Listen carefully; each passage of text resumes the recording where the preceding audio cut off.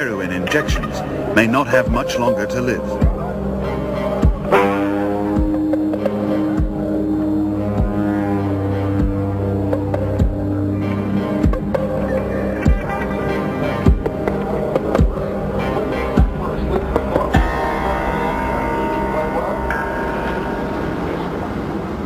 America's huge drug market has created organized crime gangs among blacks and Hispanics which are independent of the mafia. But can they compete with the Italian-American crime families? These people have no continuity. There is nothing there where they don't have any organization. Most of them are cowboys. They're not together. They don't have it together. They're new, meaning the last 10, 15, 20 years. With the Italians, have their roots so deep when you're going back 50, 60, 70 years, and they are more loyal to each other. The Italian people in organized crime are loyal to each other because of their way of bringing up and their growth together, where all these other people they shoot their best friend just for a key of Coke. With the Italians, they wouldn't do this, and that's the difference. Colombian crime family, the ones that are importing cocaine from Colombia into the United States, they do not have the traditional discipline and the organized crime structure of the five organized crime families that we have here in New York. And they lack in organizational structure, and they lack in discipline. And consequently, when they're involved in a problem, it becomes a very Wild West type of situation where many people end up getting slain, including families of the people involved. Also, I mean, they don't have the layers of infiltration into the society as a whole, do they? They don't have the judges and the cops and the politicians. Well, sure, they're very unsophisticated as far as the political aspects of this country, and also they don't have the connections that traditional organized crime people do. These are the men with the connections.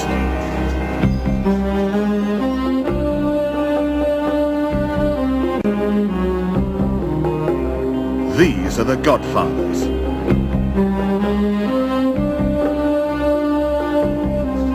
These are the bosses of a mob that has transformed itself from a bunch of feuding Sicilian gangsters into power brokers who control politicians and police.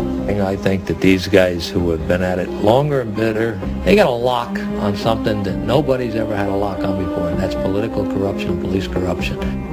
Those guys couldn't operate, and I'm talking about your traditional organized crime, 2 months without police corruption and political corruption. It is impossible, but they got the lock on it.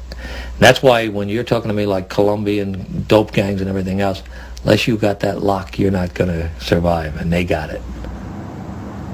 That lock on corruption can be as important to the mafia as their use of violence. Today's mafia bosses look like respectable businessmen. When a mafia man's in legitimate business, he can display his wealth. He can pass himself off as a pillar of the community while still running his criminal enterprises.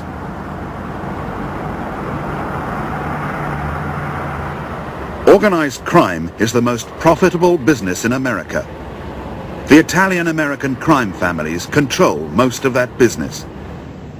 They are now so deeply embedded in American society that the police, the prosecutors, and even the federal government seem unable to break the mafia conspiracy. From 1960 to 1983, with 20 years of investigation and prosecutions through Democratic and Republican administrations at the national level, with basically honest law enforcement, well-equipped law enforcement, not one of the 24 organized crime families has been destroyed. Repeat, not one of the major organized crime or minor organized crime families has been destroyed. They're all alive and well and doing very well. They are still in narcotics. They are still in gambling. They are still fending their money and using their strong-arm tactics and their muscle in various legal businesses and other enterprises.